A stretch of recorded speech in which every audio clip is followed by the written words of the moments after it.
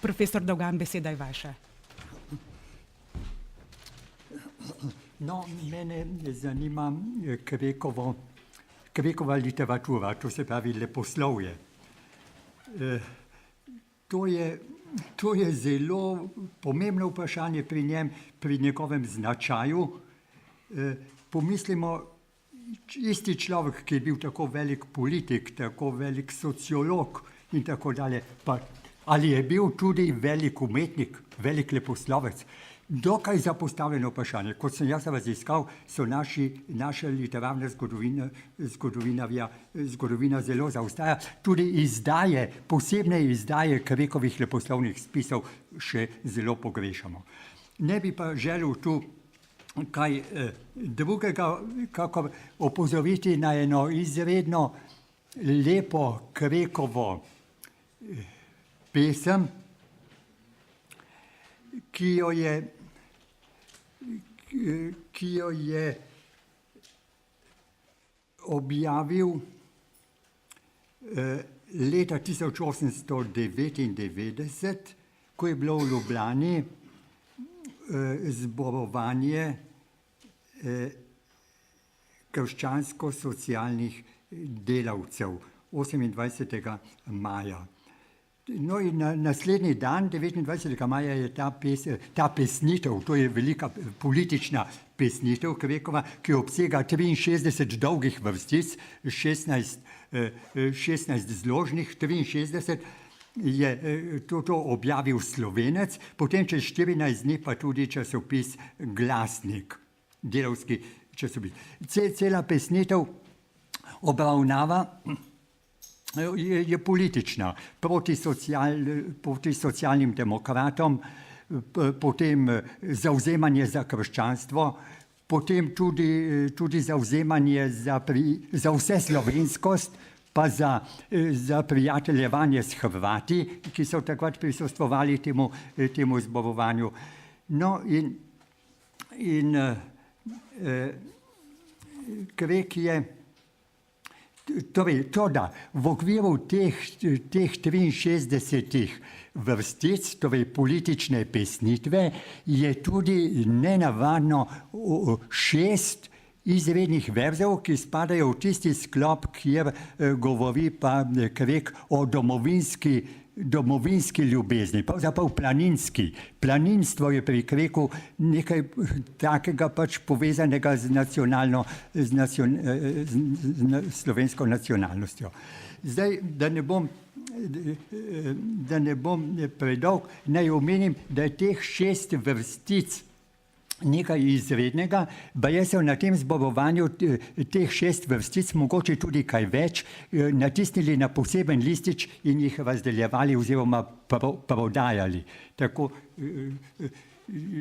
poleg tega pa je značilno, da so potem kasnejši Kvekovi prijatelji teh 6 vrstic posebej navajali kot posebno lepe.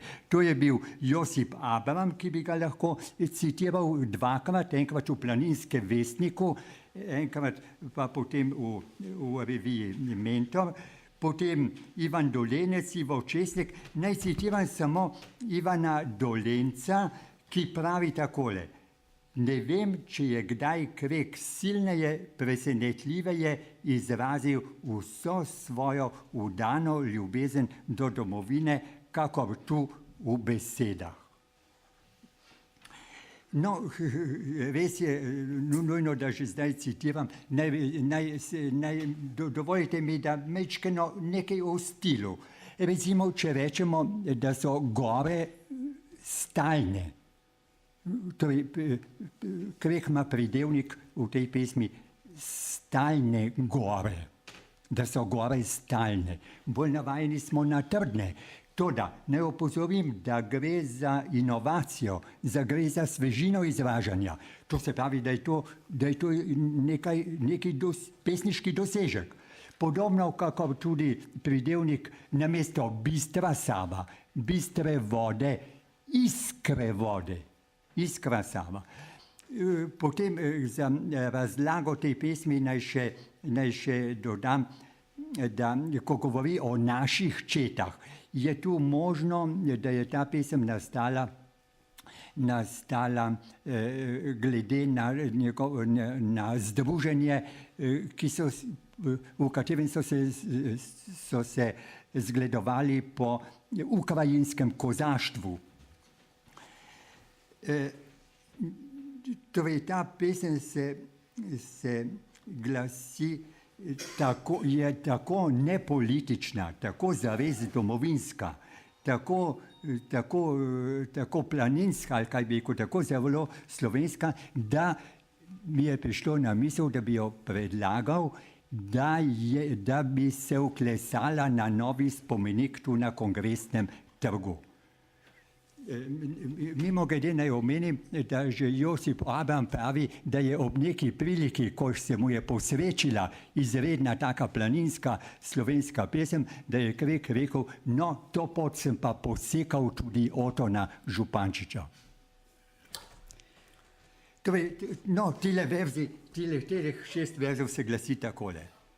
Stalna je ljubezen naša, kot so naše gore stalne, iskra, kot so naši vrelci in kot reke srebrovalne.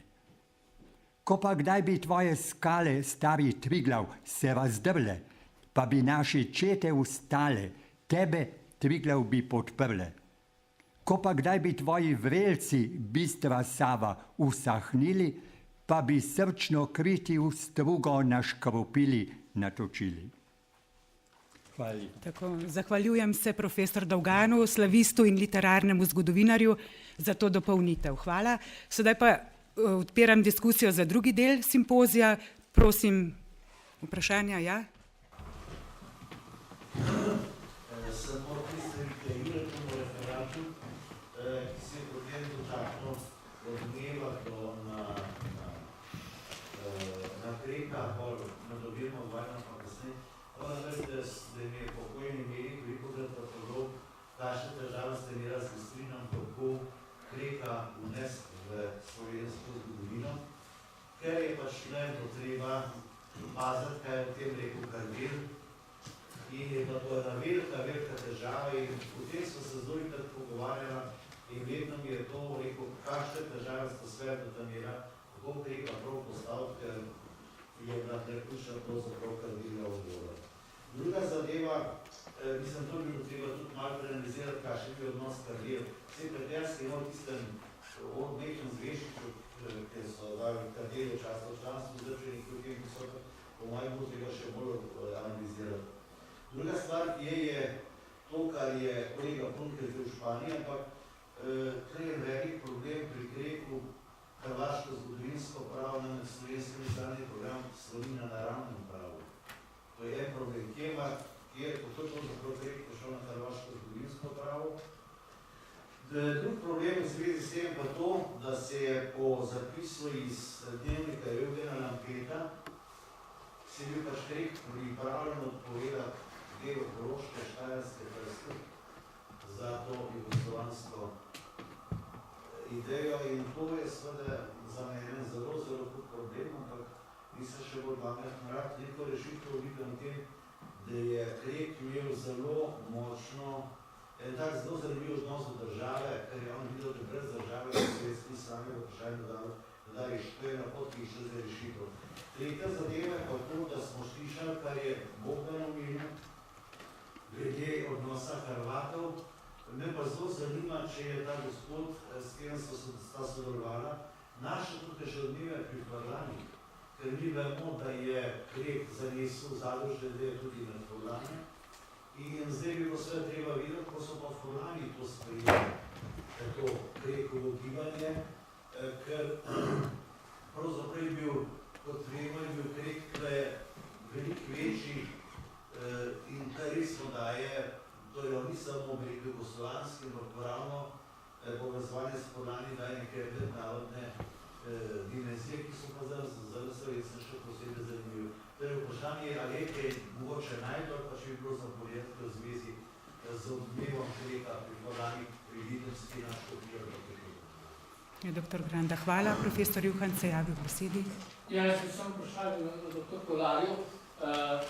zelo dobro ta predstavitev crkveno stališča do Kreka, ki je pa po mojem, seveda ga je potrebno postaviti v kontekstu odnosov do liberalcev. Vemo, da je Tavčar rekel v Finžgarju potem, da obžaluje, da je slovenski narod pisal te svinarije v Kreku in v stranki. In seveda v ta kontekst po mojem spada tudi ta odnos, recimo, in skrb Jegliča do ki ima pa seveda zelo širša razsežnost in seveda tudi lahko vključimo v kulturni boj in potem seveda se nadaljuje na nek način tudi v revoluciji. Ja, v vsakem meru, hvala za vprašanje, v vsakem meru seveda zelo zanimivo, da je skoraj gotovo v arhivu nunciature več dopisov in gradiva, ki ga pošiljala liberalna stranka, kot pa ljudska stranka. Da so nuncija veliko bolj oni informirali, kot pa recimo kleriki z Kranjske, kaj se tukaj dogaja. Zaskrbljeni seveda za pravovernost in različne druge stvari pri Kreku in pri Jegliču. Tako da je nunci seveda potem zbiral tudi dodatne informacije, mimogrede sem samo to omenil, ker je želel biti bolje informiran in postati potem svojim predpostavljenim v Rim bolj celovita poročila, da so bili pripravljeni, ko je Jeglič prišel in se zagovarjal, da so imeli vse argumente. Vendarle, tudi glede recimo poročila, ki so jih imeli, nisem navedel, avstro-ogrski veleposlanik, ki je bil takrat v Rimu, se je prišel pritožiti prav proti Kreku in Jegliču zaradi nacionalnih nastopov. Grof Šečen ali nekaj takšnega se je pisal iz Temerina. No in je potem povzel tisto, kar je povedal mu ta grof Nunci in omeni notri, da je Krek nemico dei grandi possidenti e dell'autorità governativa. Torej sovražnik velike posesti in vladne oblasti, državne oblasti, recimo, eno stvari, ki jih uporabi. Ali recimo govori na Kranjskem, da prihaja prav na temelju teh poročil do tako imenovane silovite borbe, lotta accanita med katoliško in nacionalno in liberalno stranko. Da so tudi med duhovniki tako imenovani nasilni agitatori, violenti agitatori in podobni izrazi. Tako da to so izrazi, ki so seveda dokumenti, ki jih je Nunci dobival strani liberalnega tabora, ne? Zlasti barona Hajna v njegovem času in veliko stvari so, da je treba razumeti, upoštevajoč obe plati zgodbe, ne? Tudi potem ta obrambna stališča oziroma zagovori, ki jih je Jeglič pripravljal in pošiljal tako zase, kot seveda tudi za Janeza Evangelista Kreka. Ne? Povsem drži, kar je profesor Juhant rekel, ja. Hvala. Jaz, kar sem našel samo tisto pismo škofa Mahniča z Hrvaške o pogrebu, medtem ko druge stvari mi niso poznane. Ne morem povedati nič.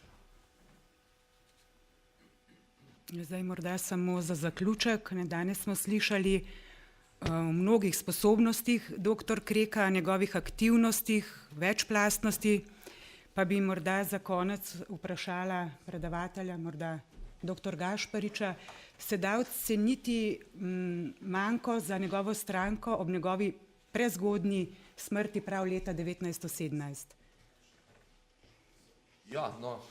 Ja, res smo slišali danes v Kreku, tako rekoč vse v superlativih. Če pa gledamo malo daljšem časovnem loku ta strankarski notranjo-politični razvoj, pa pravzaprav lahko ugotovimo, da se ta manko pa nekako ne vidi preveč potem po letu 1917. Seveda, Slovenska ljudska stranka ni bila Krek, takrat politika v tem času ni bila tako personalizirana, kot je danes, to je stvar zadnjih 2 desetletij. SLS je bila tako velik organizem in Krek je bil ključen član tega organizma, da se razumemo, ne? Ampak vendarle SLS je normalno preživela brez njega. Lahko bi rekli celo, ne, da potem, ko je umrl ravno takrat, oktobra leta 1917, je njegov pogreb ni bil navaden pogreb, to je bila prava politična manifestacija, načrtno oblikovana politična manifestacija, ki je mobilizirala prebivalstvo za jugoslovansko idejo. Potem je sledilo deklaracijsko gibanje, etc. Krek je tudi po svoji smrti na nek način ostajal kot strankarski ali kot politični agitator vpet v to okolje. Walter Lukan je v zadnji knjigi ki je bila ravno tu predstavljena v tej dvorani iz črno-žolte kletke narodov v Zlato svobodo, objavil poročila tega vojno-poizvedvalnega urada na Dunaju, mesečna poročila iz tistega obdobja 1718 in tam se lepo vidi, to so bila tajna poročila, ki so jih pošiljali na Dunaj in tam pravijo, ne, poglejte, ljudje iskreno žarujejo za Krekom, ne, ampak še bolj pa so se ogreli pa zdaj za to jugoslovansko idejo, v kateri vidijo njegov politični testament. Hvala. Morda še kakšen kratek komentar ali lahko kar zaključimo. Bi se zahvalila še enkrat vsem referentom, vsem sodelujočim, vsem poslušalkam, poslušalcem in vas vabim čez slabih 20 minut na otvoritev Krekovega spomenika v atriju Teološke fakultete na Poljanski cesti. Vabljeni. Hvala, nasvidenje.